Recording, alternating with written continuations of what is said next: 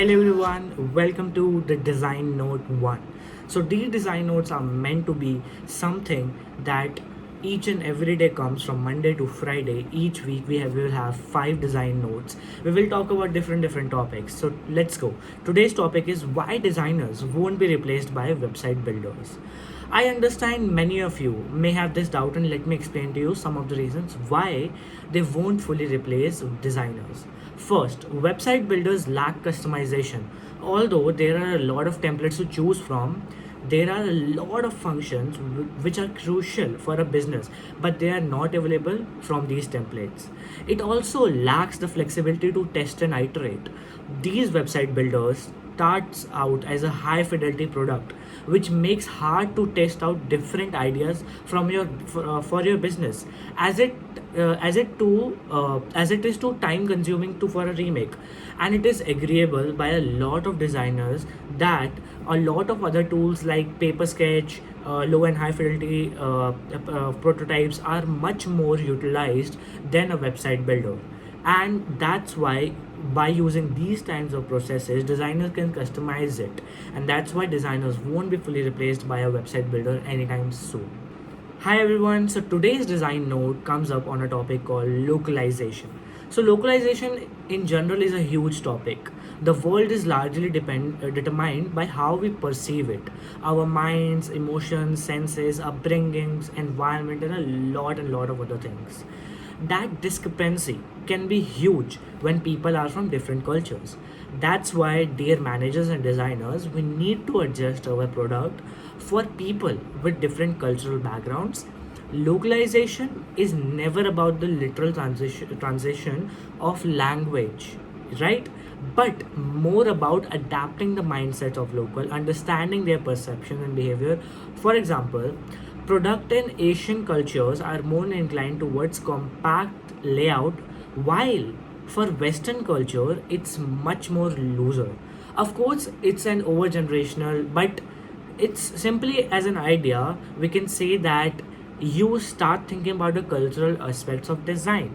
So it means you have to think about what that particular culture and mindset is all about, not just about translation of language if you want to create a product about a different culture. So keep this in mind. So today's design note is all about whiteboard. If you ask me what is the best tool in product design or in UX design, I would definitely say that it is a big whiteboard. I know people from different startups, companies, whether it is a small office or whether it is a big office, the whiteboard is always there. It can be a tiny one, it can be a big one. Over time, there were a lot of wear and tear, and the writing started to get obscure.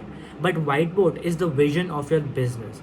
It incorporates the best idea from your team, but more importantly, it reflects all your thought process and all your uh, great moments, fun moments which you kind of inherited or which you kind of made with your team, or when you are in zone. Without keeping note of it, it may never be retrieved, whether it's physical whiteboard or writable walls, or even any Zoom annotation nowadays. So they are really worth each and every penny of your investment. So do buy a whiteboard if you can. Today's design note is all about accessibility in user experience design. I was as surprised as you to learn that 15% of the population suffer from some form of disability. Tim Berners-Lee, the inventor of WWW World Wide Web, once said, "The power of the web is in its universality." That means access by everyone regardless of disability is an essential aspect. I also hold the belief as him that the digital products are for everyone. For as long as time, accessibility of the web is a myth but that both product managers and designers deliberately choose to ignore, though we know we shouldn't. Nowadays, the practice of accessibility has become a more global consciousness that abides by the legal requirements and also brings about financial merits. This is why I believe it is something that you and I should always take into account in every product development process.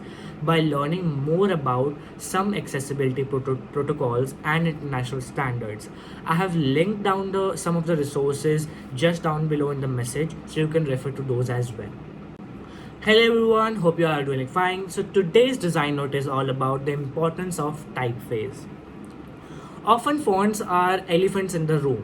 When it comes to website and app design, they only take notice when things go wrong. Getting paralyzed by the vast array of fonts in the drop down menu is common, and it is tempting to utilize more fonts than you have. So a lot of time we use a lot of fonts, but it is always recommended to stick towards two or three fonts, not more than that. One neat practice for typography is to stick to one font, as I said, for the entire project design system. Utilize the font family, because a lot of time we don't really use the font family, that is font size, weights, colors for different levels of hierarchies. It makes the interface dynamic while at the same time clean and consistent. Now let me explain you in a layman language.